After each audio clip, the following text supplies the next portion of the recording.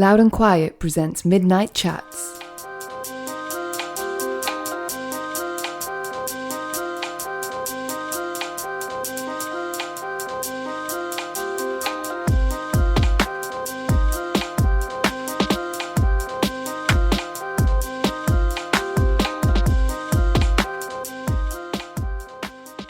Evening listeners, welcome to this new episode of Midnight Chats. Before we start, let it be known that it is tough being on the cutting edge of hard-hitting journalism here every fortnight doing our podcast. It really is. The conversation you're about to hear starts with a discussion about when it's okay to throw a snowball at a child who's thrown one at you, and ends with some powerful chat about vegetables that look like evil cartoon characters. So we have gone for the big serious stuff this time, and more of that in a sec. Thank you for downloading or streaming this new episode of Midnight Chats. Last time out, Stuart was chatting to Alt J. Do check that episode out if you haven't already. I'll be honest, they were a lot funnier than I was expecting. Really enjoyed it, and they sounded like good company.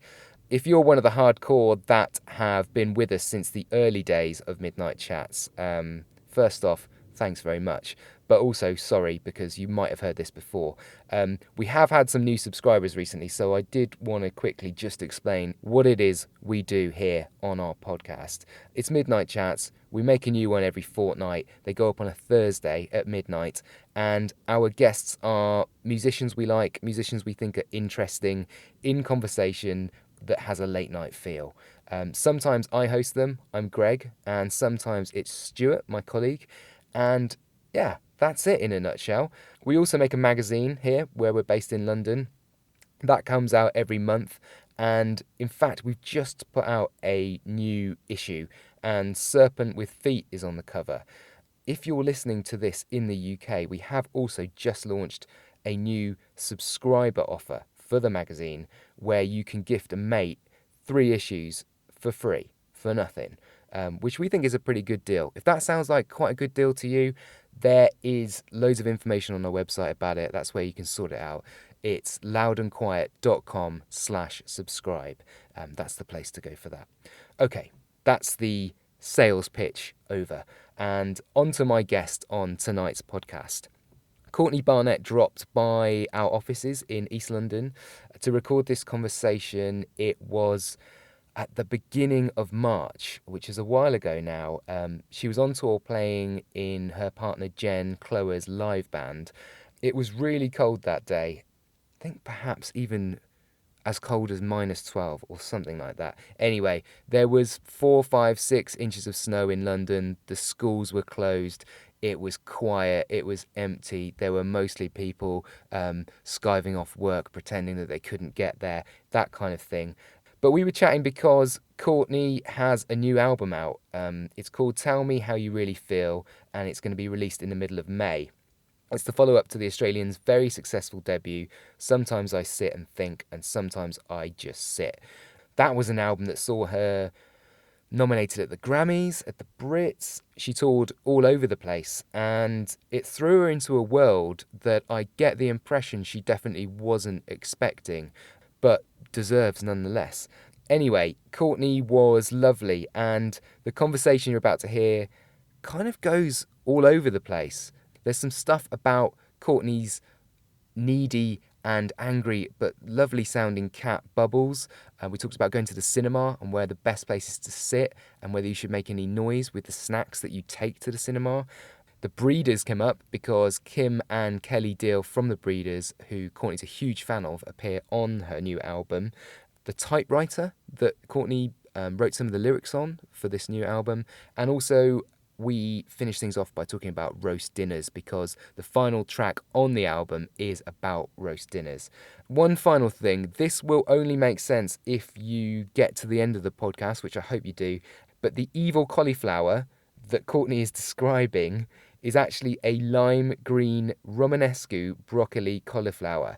Now, if you've never heard of that before, I hadn't, Google it, and it will make sense because it does look very evil.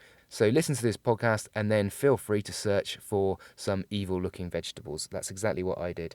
So there you go. Enjoy episode 47 of Midnight Chats with Courtney Barnett, and we'll see you next time.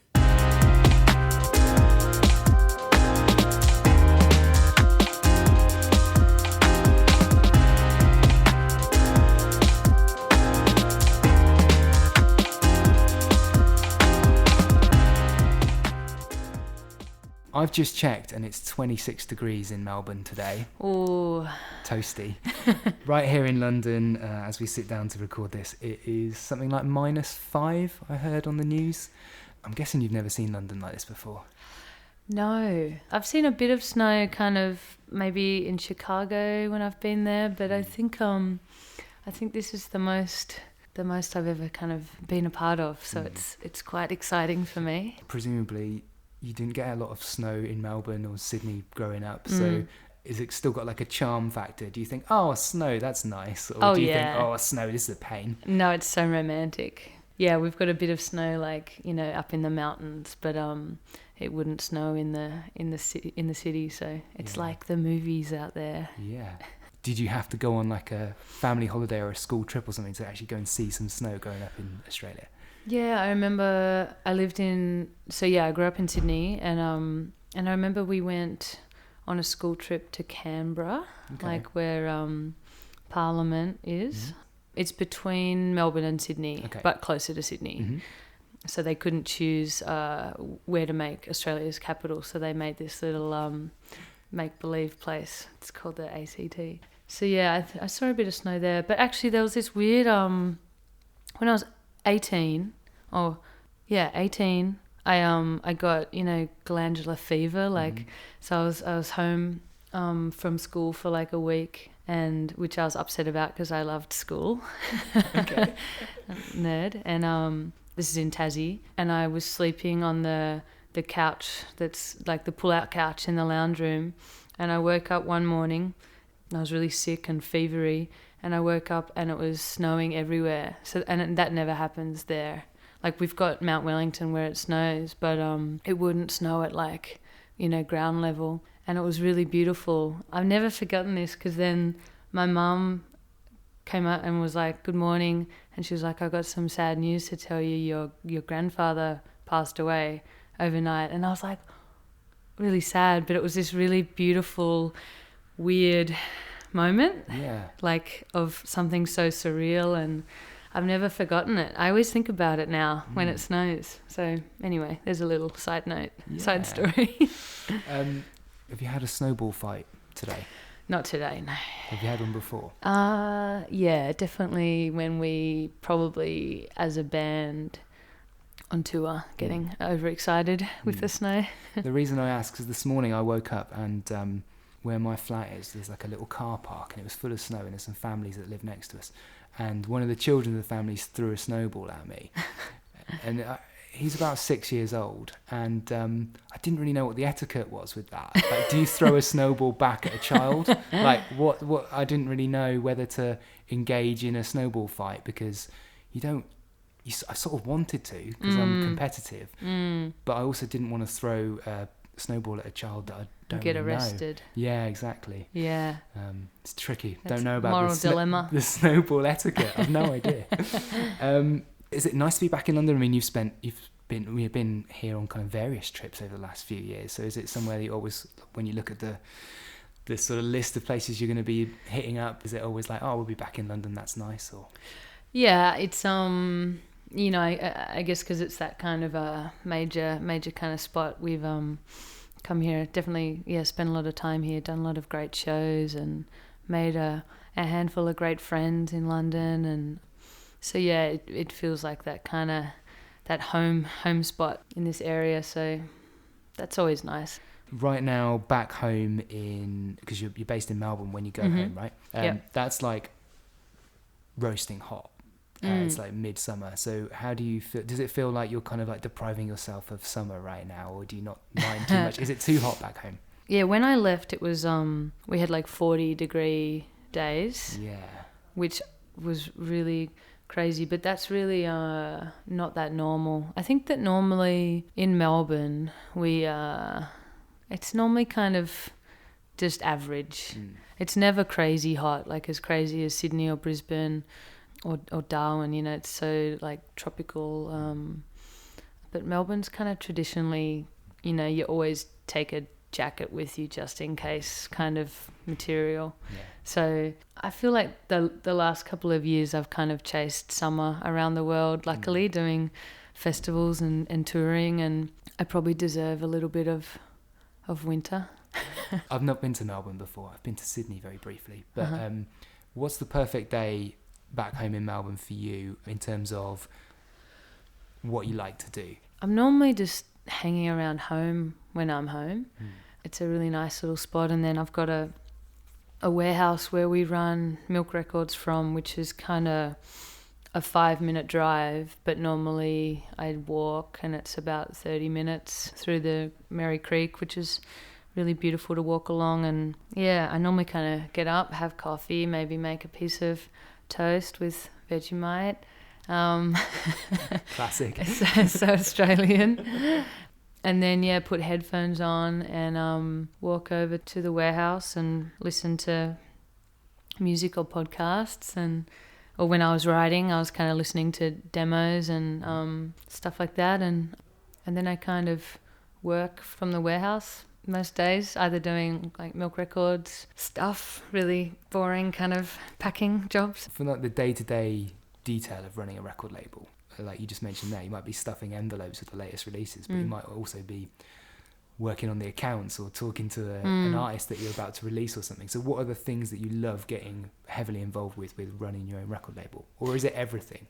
Well, no, I think Jen and I do, a majority of the kind of admin, and then we have a couple of awesome kind of warehouse in charge of the shop people. And yeah, Jen is better at the kind of admin, talking to artists, talking to organising things. I'm not the greatest at checking my emails. I've still got emails from like last year that I need to get back to, and I always mean to, but I'm just no good at it, so it's not my strength. But I actually really enjoy doing the kind of boring folding t-shirts and making everything really neat and tidy and just stacking things. And so Jen doesn't like that, and I do like it, and stamping things and designing shirts and stickers. And it's so nice having that space because we can just kind of, it's quite multi-purpose as well, like we can have rehearsals there and have little kind of screenings and mini shows, and it's just really nice to be able to kind of use it as a community kind of space. Did it just evolve like that, or were there places that you looked to that you saw were doing similar things that influenced you? I think when I first kind of had the idea, which seemed quite grand and maybe a bit impossible, it was along those kind of lines, and I just liked the idea of doing the work and learning how to do the things you didn't know so that you could kind of do it yourself, or get people involved to kind of share talents, and just as a kind of means of necessity of just kind of not having the money to outsource like more expensive professionals, I guess. So that's kind of how it started. And then I got to go to the Nashville Third Man, and it was really inspiring. It was kind of everything I'd imagined in my mind in this really cool colourful place, and just really thoughtfully kind of designed and created. And there's heaps of Melbourne labels, like we got our friends run this label called Poison City. It's a shop front as well in Fitzroy, and it's only small, but the kind of ethics and morals behind it, and just the passion, I think is I'm always so much more attracted to that. I don't know, the other kind of like not as exciting side of music, of all the other stuff, but the more creative side, and just sharing that passion with people, I think is really, it's just when you go to those little shows and you see people just over the moon with what's going on. I love going to those things. I think people maybe have a really glamorous view of what it might be like to run your own record label. What are some of the most sort of menial, unglamorous things that go into actually doing it? Maybe that kind of stuff I was talking about before, which it's not like it's unglamorous. It's just, maybe we always have a funny idea of what the music industry is. I know I did growing up. It was a lot more kind of shiny or the evil like side of it, which you kind of told about. But it's really cool being able to just have that kind of platform that we can make art from. And I think that to keep the rules pretty loose. Like music doesn't need to be made in a certain way or released in a certain way. We just kind of get used to the methods that everyone does. And, it's nice. We got a couple of artists, we can kind of sell their prints that they make or just, I don't know, just... So if they've got other creative outlets, you can not be limited just to putting out their latest 7-inch or whatever. Yeah, I just like that kind of idea of being able to use the platform for whatever your creative kind of idea, and then we've this beautiful community has kind of built around us from all the bands and people who buy the music and come to the shows, and there's no real label of who those people are. They're always so different, and I love that. They just connect with the band and the idea, I think. There must be a lot of satisfaction to basically having created your own job by starting your own record label. You're obviously making music and running the label in parallel. But in the future, do you sort of think do you sort of foresee yourself carrying on and running the label forever because you're cultivating something now? Do you always see those two things working in tandem? I think, at the moment I kind of do. I don't see, in the kind of near future, I think that I mean, we've kind of talked about finding someone who really is really like-minded and can kind of help do the bits that we maybe don't know how to do as well, or so that Jen and I both kind of make music obviously, and it can really get 80% emails and 20% songwriting sometimes, but I think the balance is kind of fun. You've obviously been on the road a lot so far this year already, in fact, playing in Jen's band, and now you're kind of coming to the point where you're sort of talking about your new record, with that coming out in May. As part of that, you're obviously traveling to different places and doing things like this, having interviews and doing that sort of thing. But today you went to the Cat Cafe in London. What was that like? Just for people that don't know what that is a cafe full of cats. Yes. Pretty simply. What was that like? Yeah, it was nice. It was fun. The cats seemed very happy, and everyone there, they definitely go to great lengths to keep the cats happy and safe, which is nice because I'm a cat lover. Got a cat back it was home, fun. right? Yeah, I do. Bubbles, yeah. Is it Bubbles, a he or she? She. Okay, and what's Bubbles like? She's great. She's kind of needy and angry, but she's really considerate, very warm and loving. She's always looks after me when I'm sick or sad. What's Bubbles like when she's angry?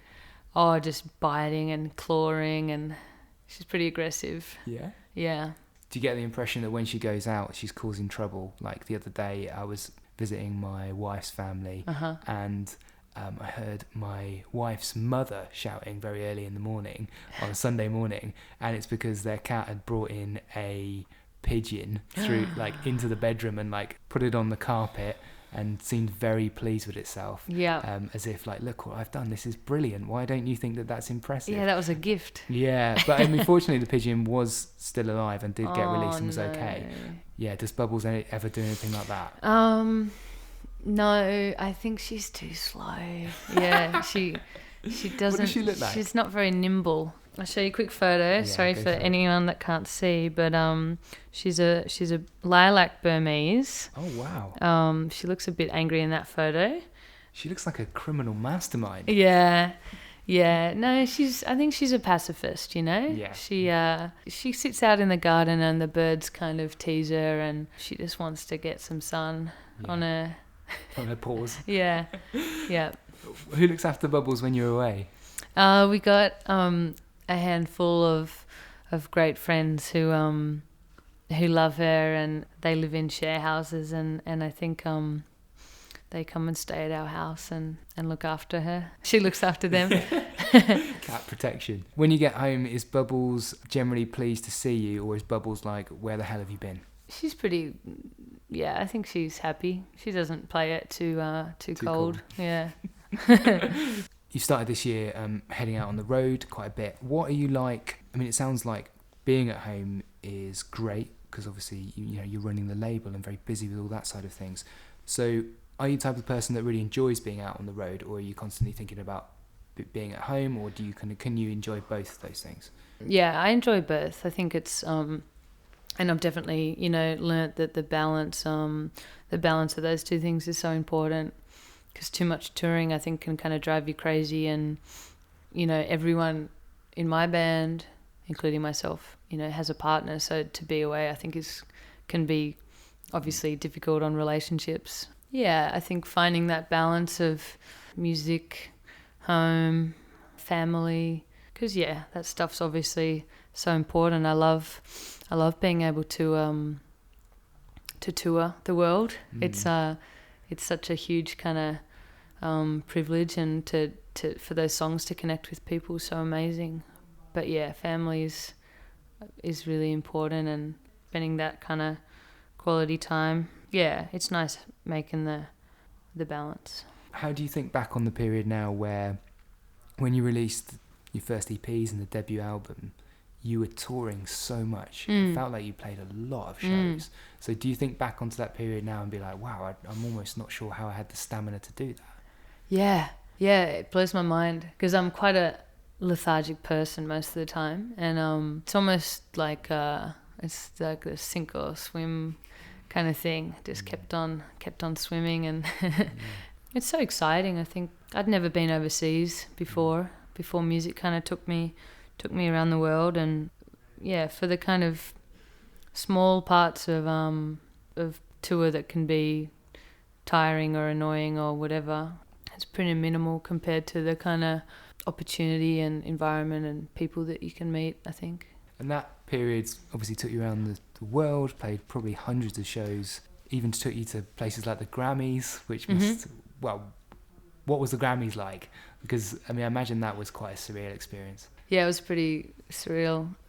Just, I guess, a place I never would have thought I would end up, and, might never be invited back. So it was like a strange, I mean, it was great. It was great to be, just to be kind of considered as whatever the word is, like a nominee, someone who I just feel like I don't really fit the mold of what that world is, maybe. So it was, it's kind of nice to think that that my music can transcend somehow to another world where I thought maybe I didn't kind of belong, but yeah. Did you kind of enjoy the night? Because it was fun. Yeah, earlier on I was watching I was looking it up, and I watched a video where you were on the red carpet, and you were speaking to a guy, very enthusiastic reporter. I think his name was Tyler. And it just looked, that like American entertainment world is so sort of energetic and kind of hyperactively excited about something like the Grammys, and there's all these people coming down the red carpet, and it looks manic. And I don't know whether, like, I wasn't sure whether you sort of found the whole thing kind of curious, interesting, or just like bizarre. Yeah, I guess a mixture of all those things. It was pretty bizarre, I guess, for me, because it's not my world, but I guess it's some people that is their world, and that's cool too. Yeah, totally. I love there's a bit in it where he said like, oh, do you want to collaborate with Alicia Keys and Beyonce or something? And I was just like, and you seemed to be just like, wow, I don't know. It's so good. Yeah, sure. Yeah, why not? I'm looking for him. So once that sort of period had come to an end, you played your last show in support of the debut album, did you headed back to Melbourne, and what was that experience of kind of decompressing from that sort of 2 or 3 year on the road period like? Because it must be strange when you wake up on that Monday morning or whatever and you're like, okay, so this is the point where I'm supposed to start writing more music or whatever. Like what did it feel like? Yeah, I almost can't remember what that kind of period was like. I just kind of got back into there's always stuff happening, you know, and I think we did I was writing, and then I was just working and catching up with friends and family, and kind of I guess what I would normally do when I'm home. And we kind of had some Milk Records projects which you know became the next kind of thing to work on, and then I did Jen's album, and then me and Kurt started talking about our thing, and I kind of made a bit of an effort to try to like what we were talking about before, how you never do things in your own city. Or we do, like, I think that we go to a lot of, like, indie rock shows. Yeah. But, which is, you know, you're in your own little bubble. But, yeah, got a friend who works at a theatre company, and every now and then she would get free tickets to a show and see if we wanted to go. So we'd go along to some theatre, and I think I kind of booked us a couple of tickets to the ballet, and what like, did you make of that?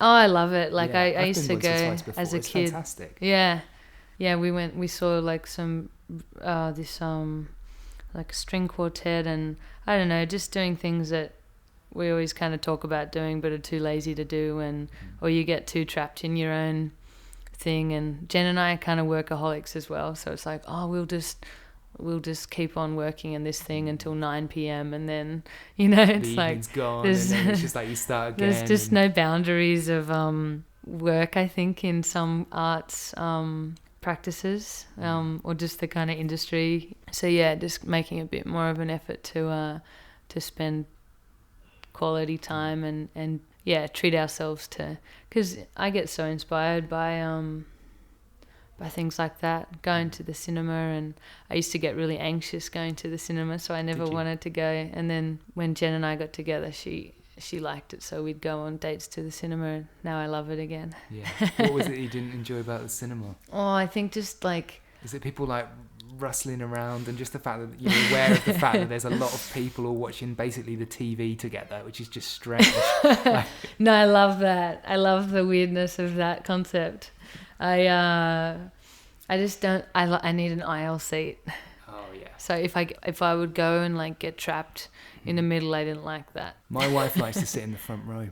Oh yeah, okay. I'm not sure about that, because I mean there are obviously legroom benefits to that. You can stretch out, but a sore neck, and also it's no good if you go to see a 3D film, because if you're wearing the glasses, you don't get any of the 3D. Yeah, you get dizzy. Too low. I swear some people do just come to make noise just to deliberately annoy other people. Even if I have got some, do you take snacks? I don't really take snacks to cinema. I do. Jen loves snacks. Do you? But we have this constant battle, because she doesn't care making noise, and I'm really self-conscious of making noise for other people. So you're really carefully taking the fruit pasta out of the packet. I went in once with a choc top. Mm-hmm. Everyone knows choc tops, right? And I didn't eat it because we got in and the first part of the movie was so quiet, and I was too afraid to open it and then eat it because it's all the crunching, and so I just sat there with it, and she was like, why didn't you eat it? Like, why do you care so much about it? And I'm also cinema, like, sweets are really expensive, aren't they? Oh yeah. Like, if you buy them, it's a treat though, you know. It is a treat. It's part of the experience. Sometimes I buy. Sometimes I do go to the shop that's next door to the cinema, buy some popcorn and hide it in my jacket. And I'm always a little bit worried about getting busted as you walk in to give you a ticket, as if they're going to say, like, we are aware that you're carrying popcorn. It's always a little bit. They always have a little bit of the fear. But, yeah, I've never been caught. What was the last film you saw that you loved? Oh, we saw the other day in Cologne. In Germany, we saw the new Black Panther film, which was great. It was, English with German subtitles, not the other way around. German sounds good. That was great. I keep meaning every time I'm away, I really want to. I always mean to go and see like a film in French, in France, in French, with English subtitles, and just sit there by myself with like a little red wine or something. And I like the romantic idea of that. Yeah, just do that French thing. But yeah, I always forget. Before that, we went and saw Call Me by Your Name. Yeah, I didn't know much about it, and we kind of randomly picked it as a little date night film, and yeah, it was perfect. I've not seen all of the Oscar contenders yet. That's one of them, isn't it? I think that's up for best film. I thought it was superb. Really, really good. Yeah, the chemistry. It was very sensual. The whole film was really.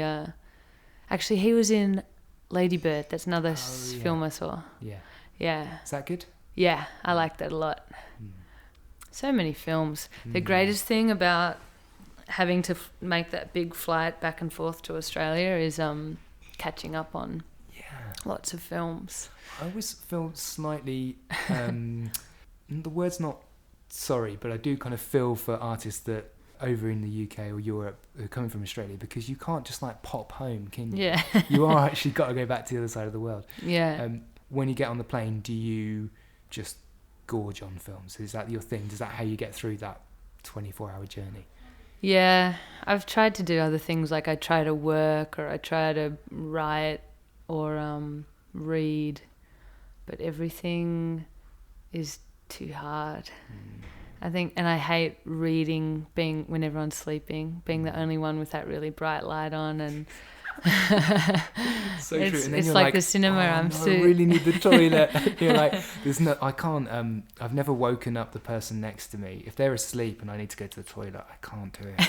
It's too awkward. That's why I need the aisle. Yeah. Same as the cinema. I can't. I have a panic attack if I'm stuck in the not aisle. It's making me feel nervous just thinking about it now, like tapping a stranger on the shoulder saying, "Can I go to the toilet?" Yeah, you just got to jump over. Climb over. We've not really talked about your new album yet. Your new album's called Tell Me How You Really Feel. Mm-hmm. Is it Tell Me How You Really Feel, or is it Tell Me How You Really Feel? Because I was reading it earlier, I was like, it feels like the kind of title that you could... The words are ambiguous and could be delivered in different ways. Is that a deliberate thing? That's kind of the intention. Yeah, I think at different points in my life, it's me asking the question and it's other people asking the question of me, and it's earnest and it's sarcastic, and I think it can be all of those things. The 10 songs that have ended up on this new album, were they the 10 songs that you wrote for it, or did you sit down and write some songs and stop writing those songs and write some new ones, or how did it all come about? I wrote a handful that I probably threw away, but normally I try to stick with them and turn them into, better versions of themselves. But I was writing a lot of kind of folk songs, I guess. I was playing around with my little harmonica, and some of them kind of edged in, like Walking on Eggshells. I don't know. There's one other song we recorded that didn't end up on the album. I just felt like it didn't fit, and 10 songs felt quite symmetrical and nice. You wrote the lyrics on a typewriter? Yeah, some of them. Right? Yeah. Okay. Has that been like made into a bigger thing than it actually is? Yeah. Okay. It's like Courtney Barnett made this new album using just a typewriter. Everyone's asked me.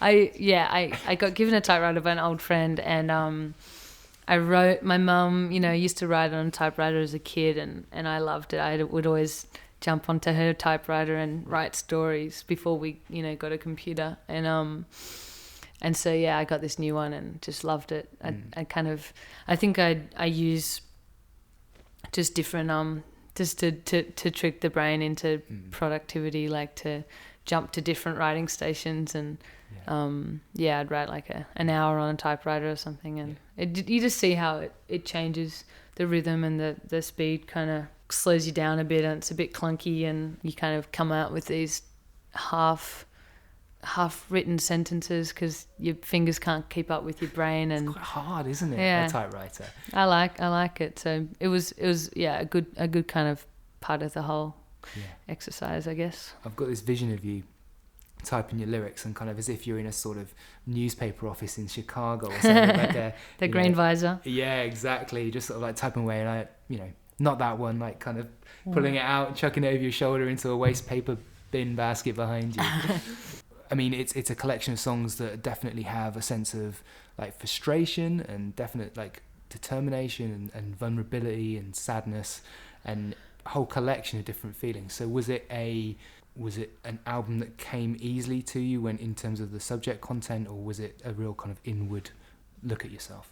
I think the latter. A lot of it was kind of just dwelling on and trying to kind of really get to the bottom of a lot of those kind of behavioral patterns that I'd feel myself, practicing forever since I was a teenager, kind of the same thought patterns of negativity or just those kind of self-esteem or even just that pattern of apologizing for nothing. Just that weird kind of apologizing for having an opinion, for existing.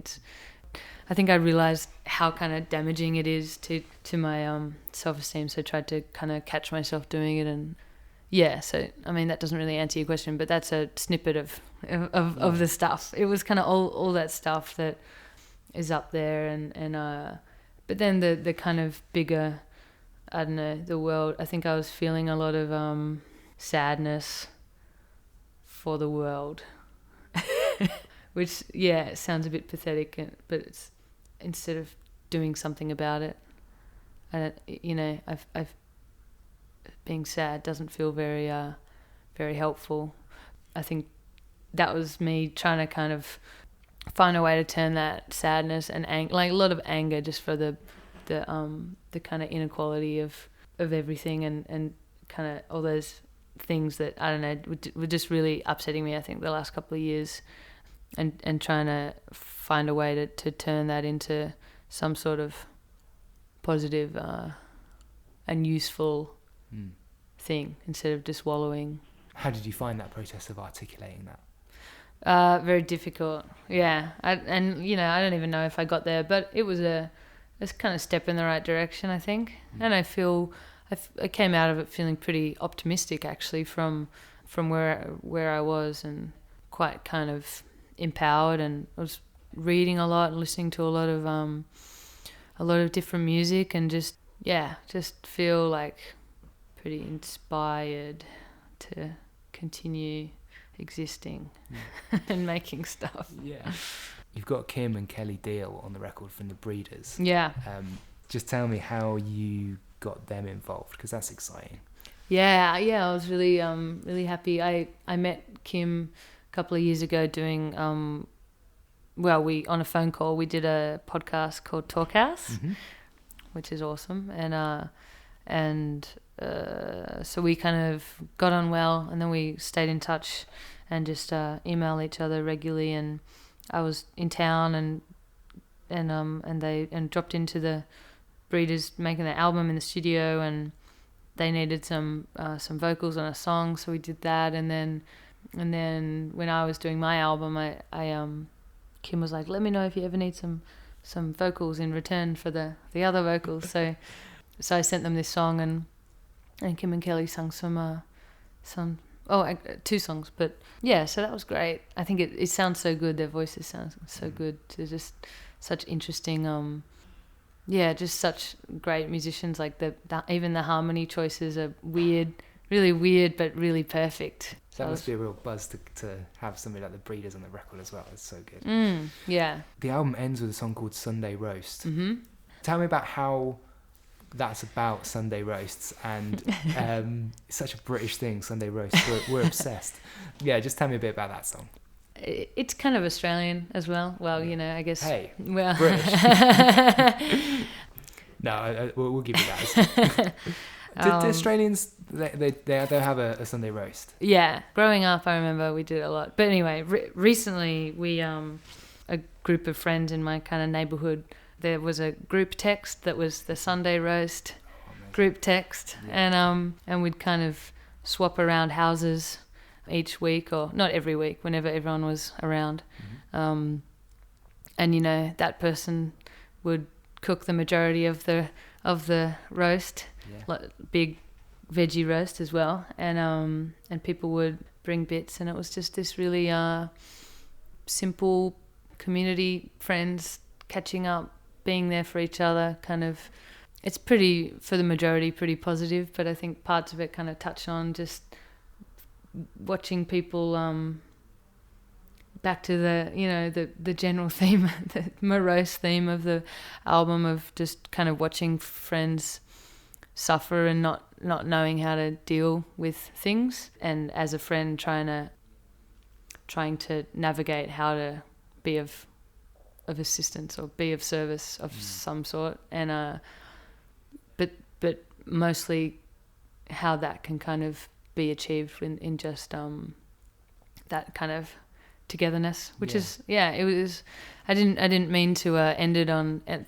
The album ends, on a really optimistic note, I think, because of that song, and the fade out kind of leaves you fading into optimism, which is really, really nice. That kind of hopefulness, as opposed to the first song, which is kind of hopeless.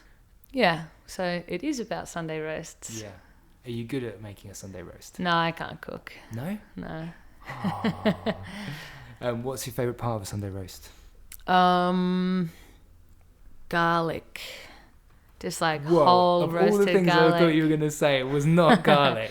I just love whole roasted garlic. I love it. How can you? It's got to be the roast potato, isn't it? Yeah, they're good. Parsnips? They're good, yeah. Broccoli? Love it, yeah. Carrots? Yeah.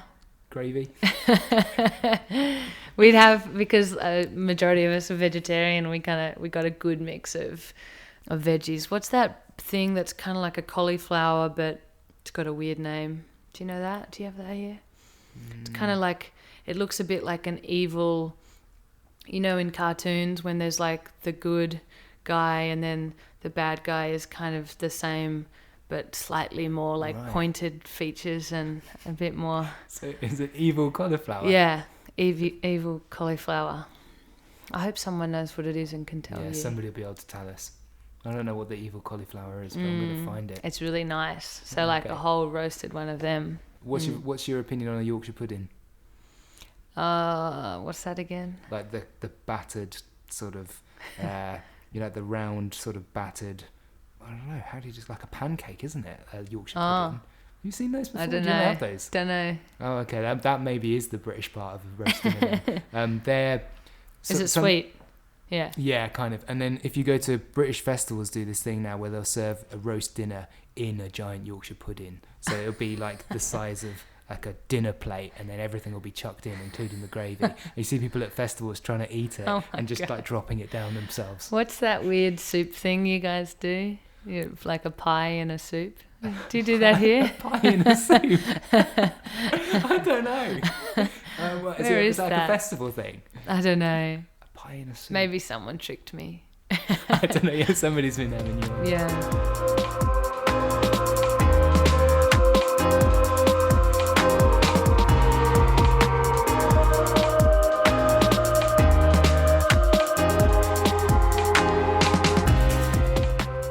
Midnight Chats is a Loud and Quiet podcast. Production by Emma Snook. Music courtesy of Gold Panda. Search Midnight Chats on iTunes for more episodes and to subscribe. For more information, visit loudandquiet.com.